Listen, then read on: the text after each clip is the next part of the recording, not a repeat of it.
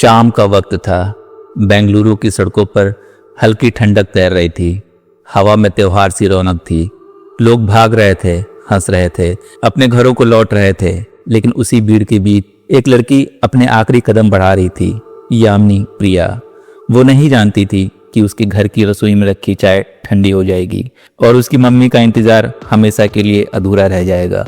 उसके सामने वाला लड़का, जिसे सब पड़ोसी कहते थे, असल में उसकी जिंदगी में सबसे बड़ा तूफान लाने वाला वही था। उसने यामिनी को चाहा नहीं, उस पर कब्जा करना चाहा। उसका प्यार नहीं, उसकी सनक थी। और जब उसे इनकार मिला तो उसने वो कर डाला जो किसी भी इंसान को करने का हक नहीं है। कभी कभी प्यार नहीं मरता, पर ना सुनने की आदत न होना जान ले लेता है। ये कहानी एक मर्डर की नहीं, एक पूरे सिस्टम की नींद का सबूत है। उस दिन यामिनी मरी नहीं थी, वो उस वक्त मर गई थी जब पुलिस ने उसकी शिकायत को सिर्फ एक मामूली झगड़ा कहकर ठुकरा दिया था।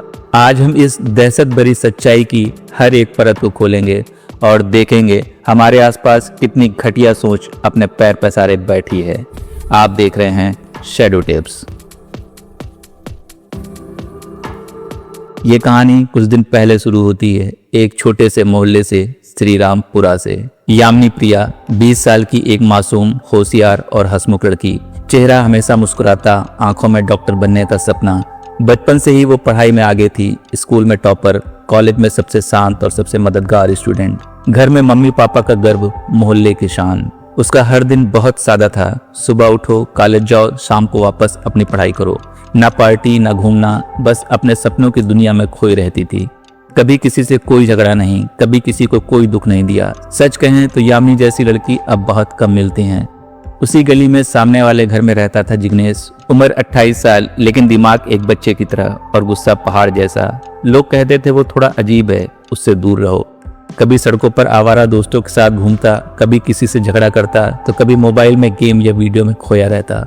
यामिनी के घर वाले उससे हमेशा दूरी बनाए रखते थे, लेकिन एक दिन एक सामान्य सी मुलाकात ने सब कुछ बदल दिया। जिग्नेश किसी दिन रास्ते में मिला, मुस्कुराकर बोला, हाय मैं जिग्नेश, सामने वाले घर में रहता हूँ।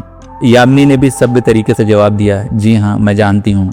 बस यही जी हाँ उसके लिए एक इशारा बन गया, एक भ्रम, जैसे यामिनी उसके लिए कुछ महसूस करती हो। धीरे धीरे वो बातें करने लगा, कैसे हो, कॉलेज कैसा चल रहा है, और यामिनी भी पड़ोसी समझकर हल्की फुल्की बात कर लेती थी। लेकिन जिग्नेश इन छोटी छोटी बातों को लेकर कुछ और समझने लगा था। कहते हैं ना, कभी कभी सादगी को लोग कमजोरी समझ लेते हैं। जिग्नेश का जुनून अब बढ़ने लगा था। वो यामिनी का पीछा करने लगा, कॉलेज तक पहुंच जाता, बस स्टॉप पर खड़ा रहता और उसके हर कदम पर नजर रखता। और फिर उसने एक व्हाट्सएप ग्रुप बना लिया, नाम रखा मिशन यामिनी प्रिया। इस ग्रुप में उसके कुछ दोस्त थे जो यामिनी के बारे में अपडेट देते रहते थे। आज वो कॉलेज आई है, अभी वो मॉल में है, अभी वो मेट्रो में बैठी है। वो पूरी तरह से पागलपन में डूब चुका था। एक दिन उसने अपने परिवार से कहा, मैं यामिनी से शादी करना चाहता हूँ। जिग्नेश के घर वाले भी उसकी बात मान गए। वे यामिनी के घर रिश्ता लेकर पहुंचे, लेकिन यामिनी के पापा गोपाल और मम्मी ने साफ शब्दों में मना कर दिया। हमारी बेटी की अभी पढ़ाई चल रही है और उसे कोई दिलचस्पी नहीं है, माफ कीजिएगा। बस यही ना जिग्नेश के दिल में आग बनकर जलने लगी। वो बोला, अगर मेरी नहीं हुई तो किसी की नहीं होगी। अप्रैल 2025 का महीना था। बेंगलुरु में फेस्टिवल चल रहा था, चारों तरफ रोशनी, म्यूजिक, भीड़ और शोर। लेकिन उसी बीच में अचानक एक आवाज आई, अब यामिनी मेरी पत्नी है। लोग मुड़कर देखने लगे। जिग्नेश ने यामिनी के गले में जबरदस्ती मंगलसूत्र डाल दिया था और चिल्लाने लगा था। यामिनी घबरा गई, रोने लगी, भीड़ इकट्ठा हो गई। यामिनी ने तुरंत मंगलसूत्र तोड़कर फेंका और वहां से भाग निकली। उस रात घर में सन्नाटा था, माँ रो रही थी। पिता पुलिस स्टेशन गए। 22 अप्रैल को उन्होंने श्रीरामपुरा पुलिस स्टेशन में रिपोर्ट दर्ज कराई। वो लड़का हमारी बेटी को परेशान करता है, पीछा करता है, धमकाता है। पुलिस ने उस वक्त क्या किया, ना FIR लिखी, ना गिरफ्तारी, बस कहा हम उसे समझा देंगे, चिंता मत करो। जिग्नेश को थाने बुलाकर डांट लगाई गई और फिर छोड़ दिया गया। क्यों? क्योंकि राज्य मंत्री ने फोन करके कहा था, लड़का हमारा जानने वाला है, केस मत बढ़ाओ। और बस वही गलती यामिनी की जिंदगी की सबसे बड़ी कीमत बन गई। अगले कुछ महीने तक सब ठीक रहा, जिग्नेश नहीं दिखाई दिया और यामिनी फिर से अपनी पढ़ाई में लग गई। उसके पापा रोज स्कूल छोड़ते और लाते, लेकिन 16 अक्टूबर 2025 की सुबह कुछ अलग थी। उस दिन उसका एग्जाम था तो उसने कहा, पापा आज मैं खुद चली जाऊंगी, जल्दी निकलना है। पापा ने मुस्कुरा कर कहा, ठीक है, लेकिन बेटा जरा ध्यान देना। किसे पता था ये आखिरी बातचीत होगी। सुबह यामिनी ने परीक्षा दी। 12 बजे पापा को फोन किया, एग्जाम खत्म हो गया है, अब घर निकल रही हूँ। पापा बोले ठीक है बेटा, जल्दी आ जाना। लेकिन वो घर नहीं लौटी। करीब 1:30 बजे पुलिस का फोन आया, आपकी बेटी इंजर्ड हालत में मिली है। मम्मी पापा भागते हुए मंत्री स्क्वायर मॉल के पीछे पहुंचे। वहां जो देखा उसने सब कुछ तोड़ दिया। जमीन पर पड़ी थी यामिनी, खून से लथपथ, चेहरे पर कटे के निशान, गले पर गहरा घाव और चेहरे पर लाल रंग का पाउडर, शायद लाल मिर्ची। माँ वहीं बेहोश हो गई। पिता की जुबान से आवाज तक न निकली। पुलिस ने जब जांच शुरू की तो पहला नाम जिग्नेश था। यामिनी के पिता ने बताया वही था जो उसे परेशान करता था। पुलिस जब उसके घर पहुंची तो गेट पर ताला लगा था और सबको यकीन हो गया था वही कातिल है। 3 टीमें बनाई गई। नॉर्थ डिवीजन के डीसीपी नीमा गौड़ ने कहा 24 घंटे के अंदर पकड़ना है। और सच में अगले दिन दोपहर को जिग्नेश अपने दोस्त हरीश के घर से गिरफ्तार कर लिया गया। पूछताछ में जो कहानी निकली वो दिल दहला देने वाली थी। जिग्नेश ने बताया उस दिन मॉल के पीछे उसके पास गया, बात करना चाहता था, उसने इनकार कर दिया। गुस्से में मैंने जेब से लाल मिर्च निकाली, उसके चेहरे पर फेंकी और फिर चाकू निकाला और इसके बाद जो उसने किया वो सुनकर हर एक की रूह कांप गई। गला काटा, चेहरे पे बार बार वार किए और फिर भाग गया, क्योंकि उसके लिए यामिनी अब किसी और की नहीं हो सकती थी। पुलिस ने जिग्नेश पर सेक्शन 103, सेक्शन 78 के तहत केस दर्ज किया। हरीश को भी असिस्टिंग क्रिमिनल के तौर पर पकड़ा गया और केस कोर्ट में है। लेकिन सवाल वही है, अगर अप्रैल में ही एफआईआर दर्ज होती, अगर मंत्री ने दखल ना दिया होता तो क्या यामिनी आज जिंदा होती? देश में स्टकिंग के केस हर साल बढ़ रहे हैं। 2021 में लगभग 9,085 केस, 2023 में बढ़कर 10,495 हो गए। कर्नाटक में अकेले 242 केस रिकॉर्ड किए गए।